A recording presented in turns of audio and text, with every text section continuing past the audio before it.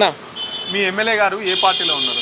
కాంగ్రెస్లో ఉన్నాయి ఇప్పుడు. కాంగ్రెస్లో ఉన్నారా? ఏ పార్టీలో గెలిచిరాను? టీఆర్ఎస్లో గెలిచి. అంటే ఒక పార్టీలో గెలిచి ఇంకో పార్టీలో మారడం చట్టరీత్యా నేరం. అతన్ని పార్టీ నుంచి అంటే ఎమ్మెల్యే పదవి నుంచి తొలగించాలని చెప్పేసి బీఆర్ఎస్ పార్టీలు కోర్టుకి ఎక్కిరు కదా. అంటే మీరు ఎట్లా చూస్తారు ఈ అంశాన్ని? అది కరెక్ట్, మంచిది అది. అట్లా చేయాలి. ఎందుకంటే ఒక పార్టీలో గెలిచి ఒకటే పార్టీలో ఉండాలి. ఇట్లా పార్టీలు జంపింగ్ చేసిన వాళ్ళు పార్టీలకే రానిచ్చి వస్తారు, పుట్టి రానిస్తారు. ఎందుకన్నా మీ ఎమ్మెల్యే ప్రతిసారి పార్టీలు మారుకుంటూ పోతూనే ఉంటాడు? ఆయన భయం ఏముందేమో ఆయనకి, అందుకో మారుతుంది ఆయన, అంతే. సో ఇక్కడ మీ నియోజకవర్గంలో ఉప ఎన్నికలు రావాలనుకుంటారా? అనుకుంటున్నాం రావాలని. ఆయన గెలిస్తే మళ్ళీ కనిపించాడు, మళ్ళీ ఎలక్షన్ వస్తేనే కనిపిస్తాడు. ఒకటి ఏంటంటే బస్సులో సేవ చేసే నాయకుడు కావాలి మాకు. అట్లాంటి వాళ్ళు అయితేనే మేము ఓట్లు వేస్తాం సార్.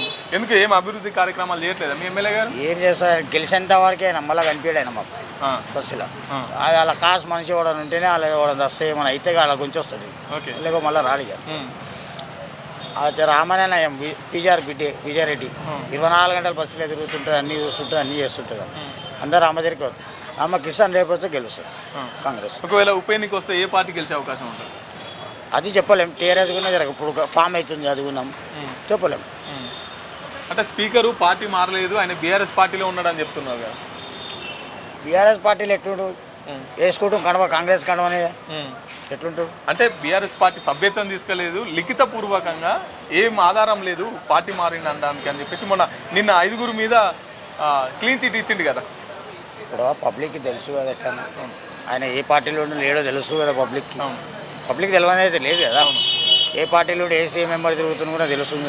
కేటీఆర్ మెంబర్ తిరుగుతలేడు కదా, కాంగ్రెస్ వాళ్ళు మెంబర్ తిరుగుతూ కాంగ్రెస్లో ఉన్నాయి.